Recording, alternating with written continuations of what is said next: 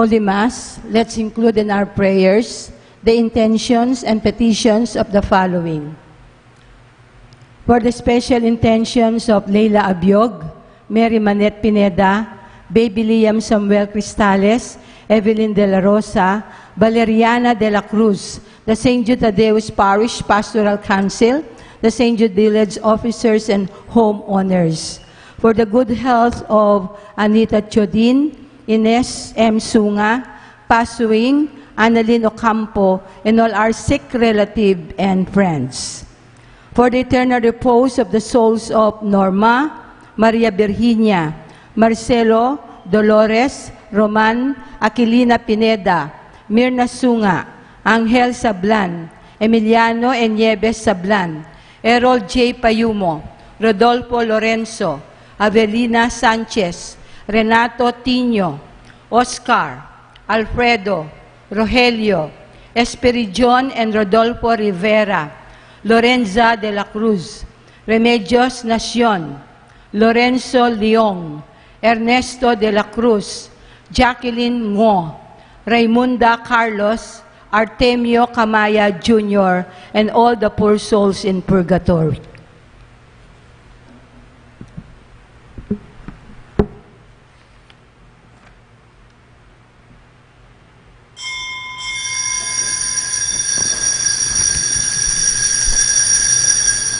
My soul is longing and yearning for the courts of the Lord. My heart and my flesh cry out to the living God.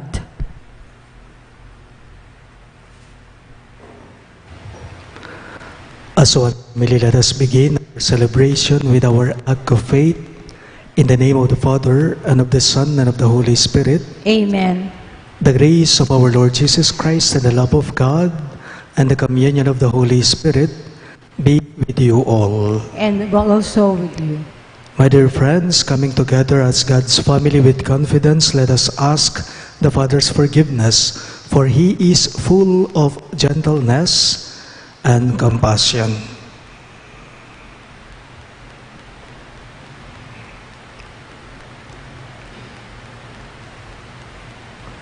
You were sent to heal the contrite of heart. Lord, have mercy. Lord, have mercy. You came to call sinners. Christ, have mercy. Christ, have mercy. You are seated at the right hand of the Father to intercede for us.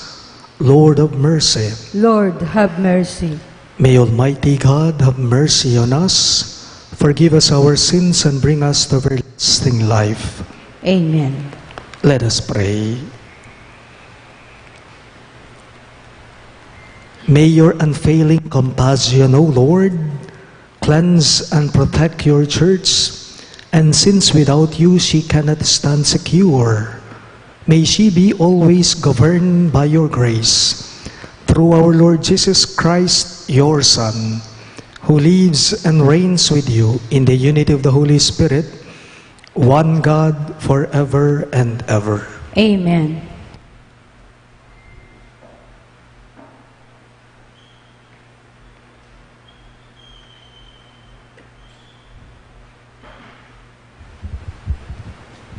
A reading from the second book of Kings. Naaman, the army commander of the king of Aram, was highly esteemed and respected by his master.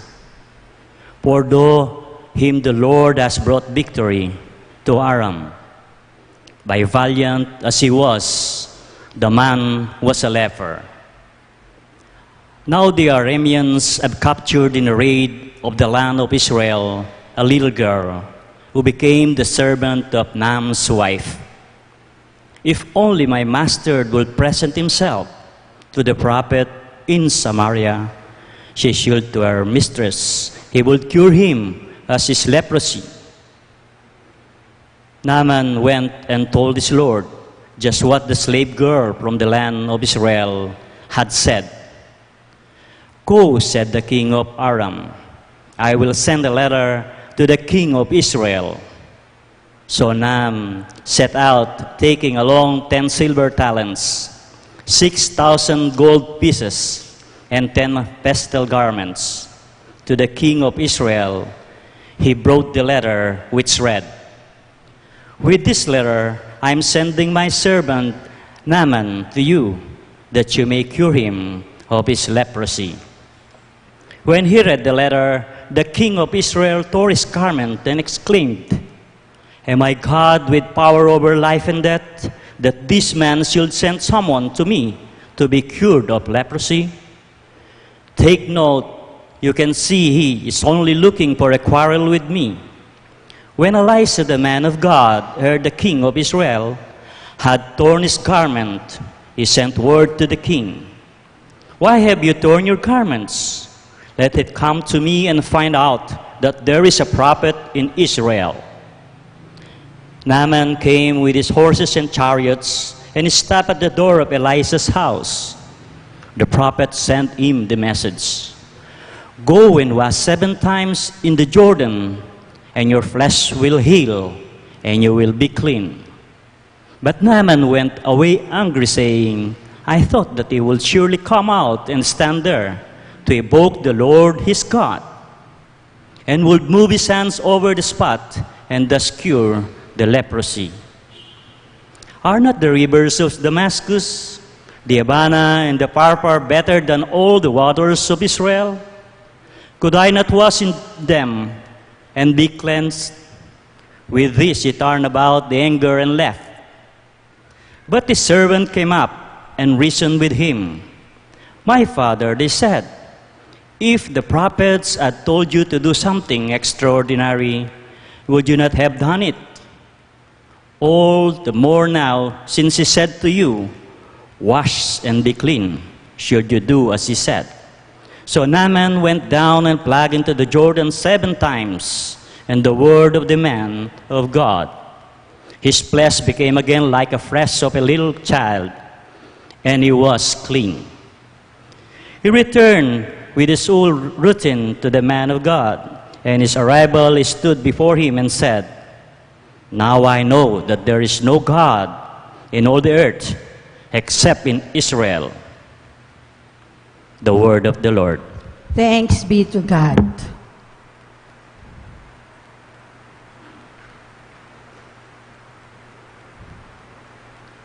For our responsorial psalm, "Athirst is my soul for the living God. When shall I go and behold the face of God?" Athirst in my soul for the living God. When shall I go and behold the face of God? As the hind longs for the running waters, so my soul longs for you, O God. Athirst is my soul for the living God.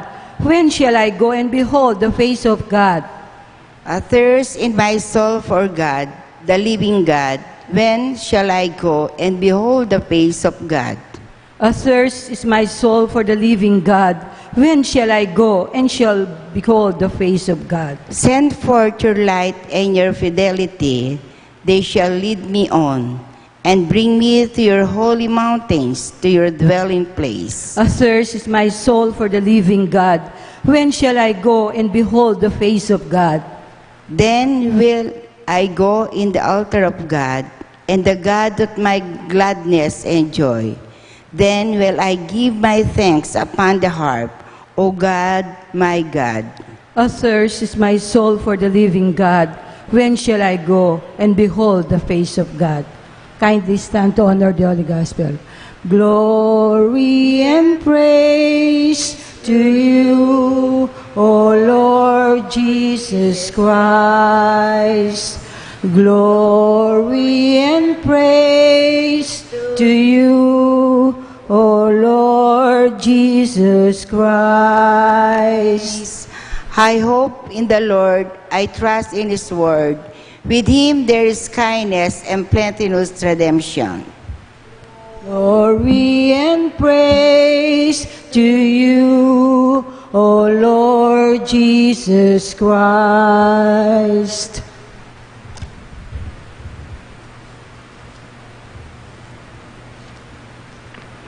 The Lord be with you. And with your spirit. A reading from the Holy Gospel according to St. Luke. Glory to you, O Lord.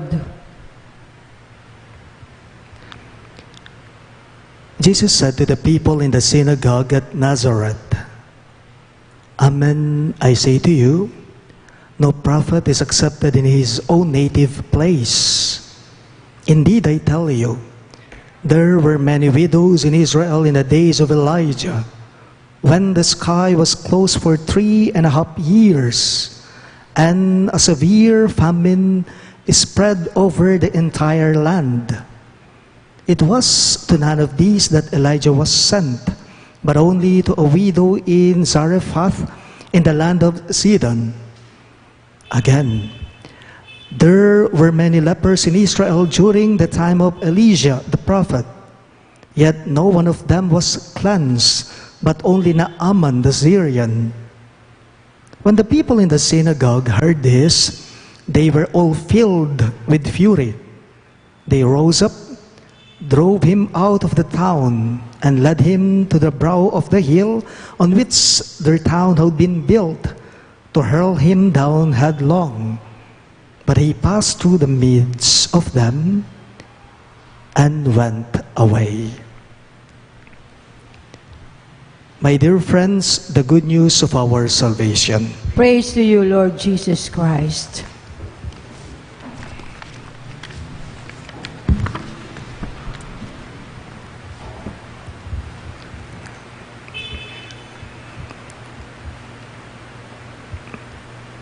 Do we expect Jesus to bless us abundantly because we always pray and do good?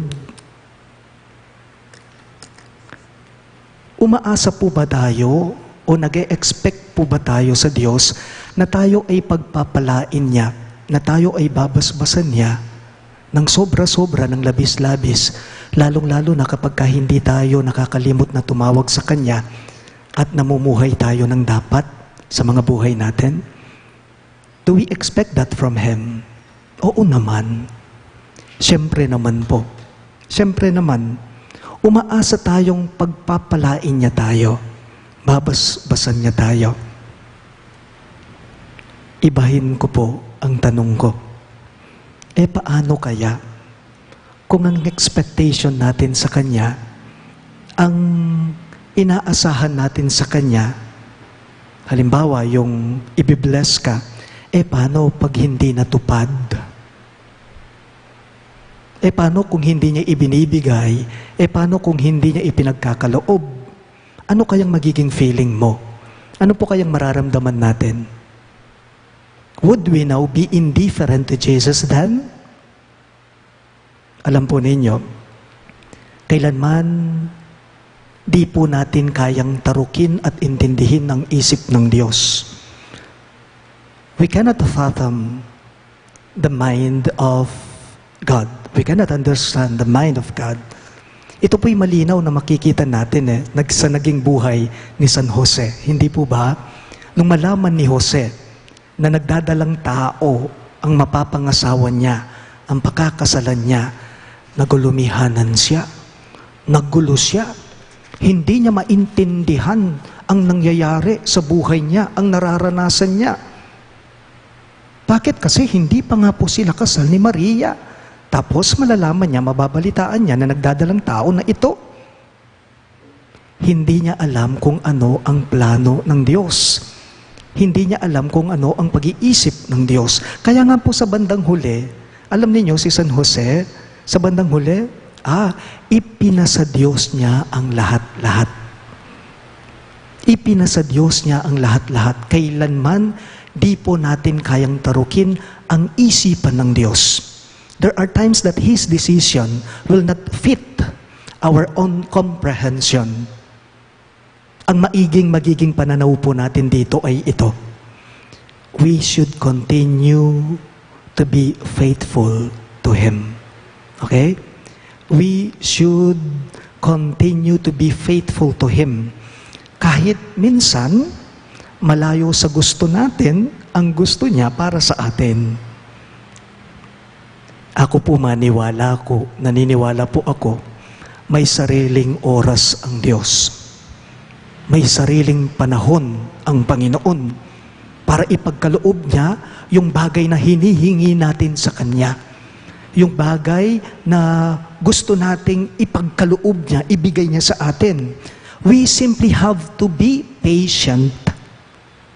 Sa ebanghelyo po natin ngayon, alam niyo, nagalit po ang mismong mga kababayan ni Jesus sa kanya. Galit na galit ang mga ito kay Jesus. Bakit? Because what Jesus said to them did not fit their expectation. Kumbaga, hindi pa man nila nakakaharap si Jesus, itong mga kababayan nila, itong mga tao sa sinagoga, hindi pa man nila nakakaharap si Jesus, nakakondisyon ng mga isip nila na hindi na sila maniniwala pa sa Kanya. Sarado na ang mga isipan nila. Paalala lang po, iba ang isip ng Diyos sa isip natin. Ito'y hindi natin kayang tarugin. His decisions and His answers to our prayers are oftentimes out of the box. Look, pansinin po ninyo, bakit kaya magpasa hanggang ngayon patuloy pa rin ang paglaganap ng tinatawag nating coronavirus o ng COVID-19? Bakit hindi masugpo-sugpo ito? Noong pang Disyembre 2019 ito. Last year pa ito, December, 3 months na. Bakit lalong kumakalat ito? Bakit wala pang gamot dito? Napagnilayan ko lang po, hindi naman kaya kinakatok tayo ng Diyos na kumapit tayong lalo sa Kanya. Hindi naman kaya pinapaalalahanan tayo ng Diyos na bigyan naman natin siya ng panahon, ng oras. Baka kasi naman masyado na tayong busy sa mga ginagawa natin sa buhay o sa mga gawain natin sa araw-araw nating pamumuhay.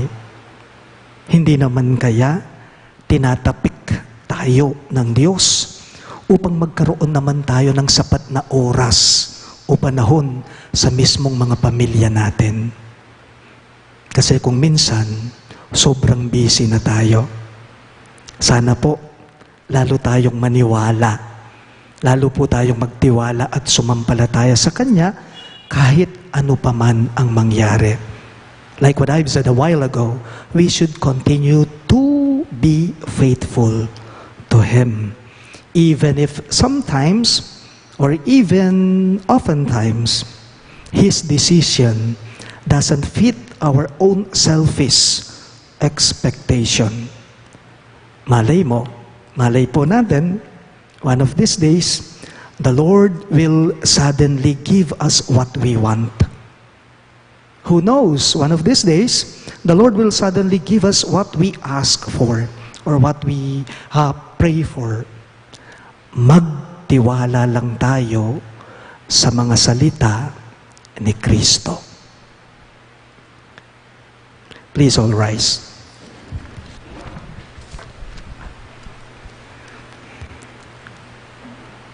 Jesus was rejected by His own people. In faith, we accept Him as our Lord and Savior, and we pray in His name. Lord, hear our prayer. All of us, please. Lord, hear our prayer. That the leaders of the church may proclaim the word of God with courage and live in it with conviction, let us pray to the Lord. Lord, hear our prayer. That Christian parents may be strengthened to follow Christ, who is the way and the truth and the life. Let us pray to the Lord. Lord, hear our prayer. That our Lenten penance may make us more open to God's redeeming love. Let us pray to the Lord. Lord, hear our prayer. That the sick who find life difficult may see God's presence through the care and concern of their families. Let us pray to the Lord. Lord, hear our prayer. That the dead who are in God's company may enjoy everlasting peace. Let us pray to the Lord. Lord, hear our prayer. Let us also include our prayers in the following intention.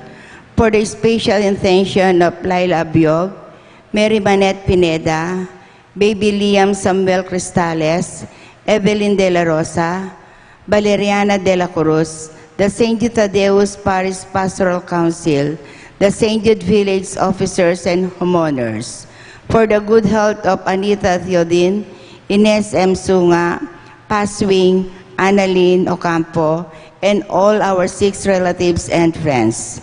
For the eternal repose for the soul of Norma, Maria Virginia, Marcelo, Dolores, Roman, Aquilina, Mirna, Angel, Emiliano, Nieves, Harold, Rodolfo, Evelina, Renato Tino, Oscar, Alfredo, Roelio, Esperidion, and Rodolfo, Lorenza, Remedios, Ernesto, Jacqueline, Raymunda, Artemio, and all the poor souls in purgatory.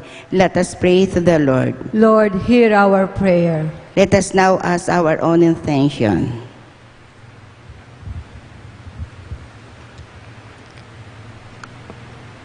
Almighty Father, since none of us come to Jesus unless you draw us to Him, make us all one with Him, that we may be with you now and forever.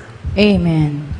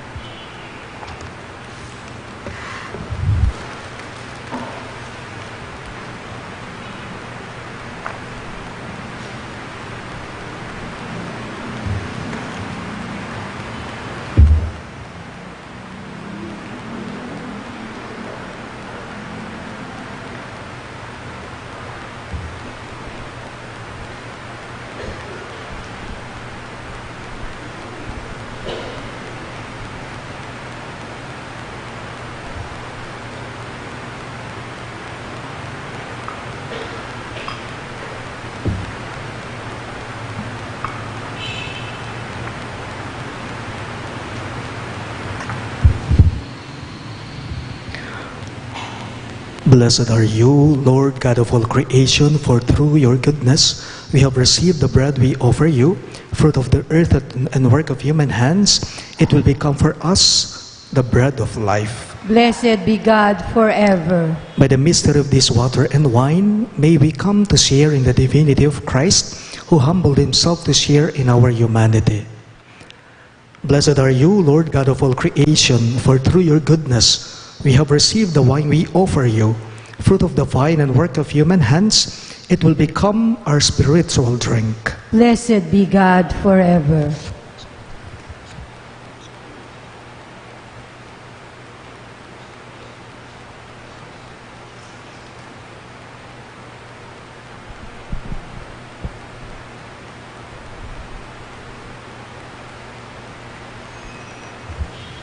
Pray, my dear friends, that my and your sacrifice may be acceptable to God, the Almighty Father. May the Lord accept the sacrifice at your hands for the praise and glory of his name, for our good and the good of all his holy church.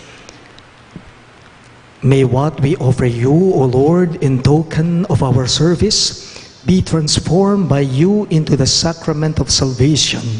We ask this through Christ our Lord. Amen. The Lord be with you. And with your spirit. Lift up your hearts. We lift them up to the Lord. Let us give thanks to the Lord our God. It is right and just. It is truly right and just, our duty and our salvation, always and everywhere to give you thanks, Lord, Holy Father, Almighty and Eternal God. For you have given your children a sacred time for the renewing and purifying of their hearts, that freed from disordered affections, they may so deal with the things of this passing world, as to hold rather to the things that eternally endure. And so, with all the angels and saints, we praise you, as without end we all acclaim. Holy, holy, holy Lord God of hosts, heaven and earth are full of your glory. Hosanna in the highest. Blessed is he who comes in the name of the Lord. Hosanna in the highest. You are indeed holy, O Lord, the fount of all holiness. Make holy, therefore, these gifts, we pray, by sending down your Spirit upon them like the dewfall, so that they may become for us the body and blood of our Lord Jesus Christ. At the time he was betrayed and entered willingly into his passion, he took bread, and giving thanks, broke it and gave it to his disciples, saying, "Take this, all of you, and eat of it, for this is my body, which will be given up for you."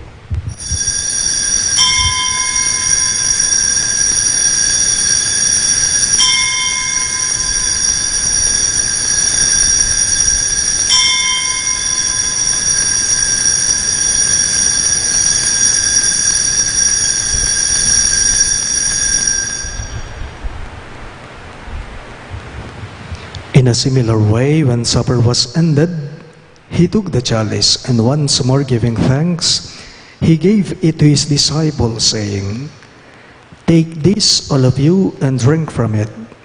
For this is the chalice of my blood, the blood of the new and eternal covenant, which will be poured out for you and for many for the forgiveness of sins. Do this in memory of me."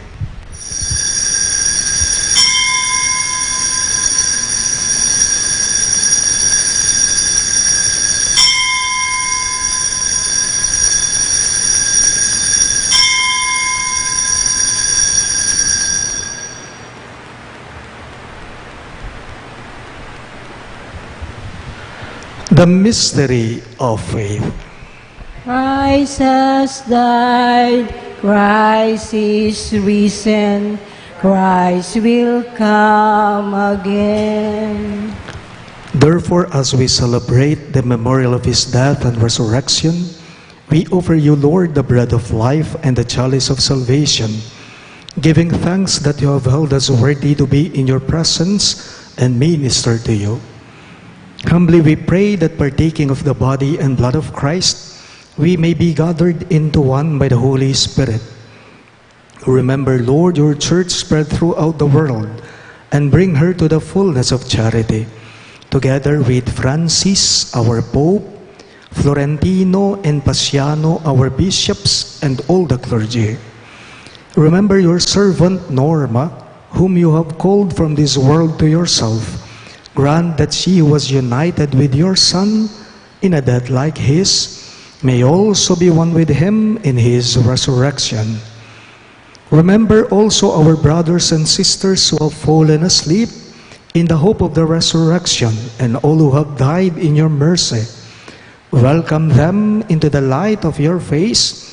Have mercy on us all. We pray that with the Blessed Virgin Mary, Mother of God, with Saint Joseph, her most chaste spouse, with the blessed apostles, Saint Jude Thaddeus, our patron saint, and all the saints who have pleased you throughout the ages, we may merit to be co-heirs to eternal life, and may praise and glorify you through your Son, Jesus Christ. Through him, with him, and in him, in the unity of the Holy Spirit, all glory and honor is yours, Almighty Father, forever and ever. Amen. Amen. Amen.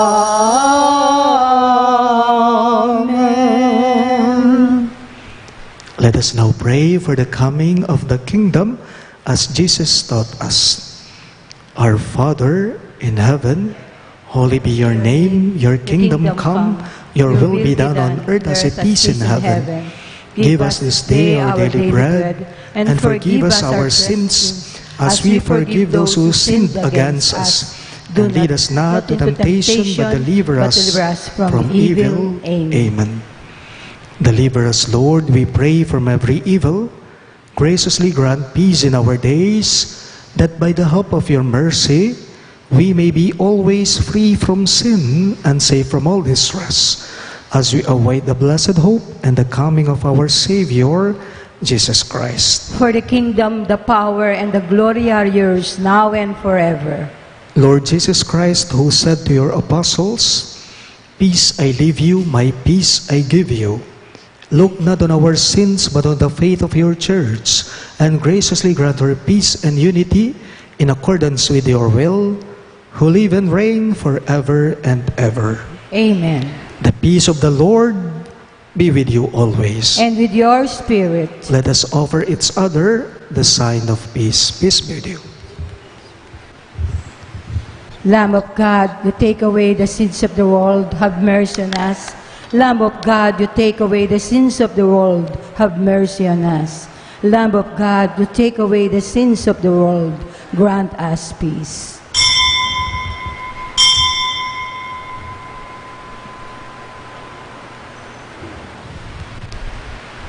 Behold Christ Jesus our Lord. He is the Lamb of God who takes away the sins of the world. Happy are those who are called to His supper. Lord, I am not worthy that you should enter under my roof, but only say the word, and my soul shall be healed.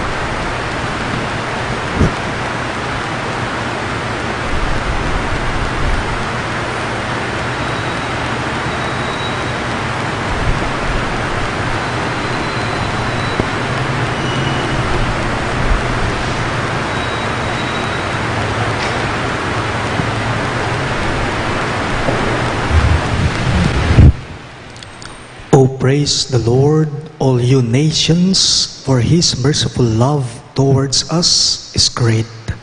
Let us pray. May communion in this, your sacrament, we pray, O Lord, bring with it purification and the unity that is your gift. We ask this through Christ our Lord. Amen. Let's all kneel for the Oratio Imperata. God, our Father, we come to you in our need to ask your protection against the 2019 and coronavirus that has claimed lives and has affected many. We pray for your grace for the people tasked with studying the nature and cause of this virus and its disease, and then stemming the tide of its transmission. Guide the hands and minds of medical experts that they may minister to the sick with competence and compassion, and of those governments and private agencies that must find cure and solution to this epidemic. We pray for those afflicted. May they be restored to health soon. Grant us the grace to work for the good of all and to help those in need. Grant this through our Lord Jesus Christ, your Son, who lives and reigns with you in the unity of the Holy Spirit, God forever and ever. Amen. Mary, help of Christians, pray for us. Saint Raphael the Archangel, pray for us. Saint Roch, pray for us. Saint Lorenzo Ruiz, Saint Pedro Calungsod, pray for us. Let's all rise for the final blessing. The Lord be with you. And with your spirit. Bow your heads and pray for God's blessing. May your right hand, we ask, O Lord, protect these people that makes entreaty to you. Graciously purify them and give them instruction that finding solace in this life, they may reach the good things to come. Amen. We ask this through Christ our Lord. Amen. And may the Almighty God bless you, the Father, and the Son, and the Holy Spirit. Amen. The Mass is ended, and our mission begins. Thanks be to God.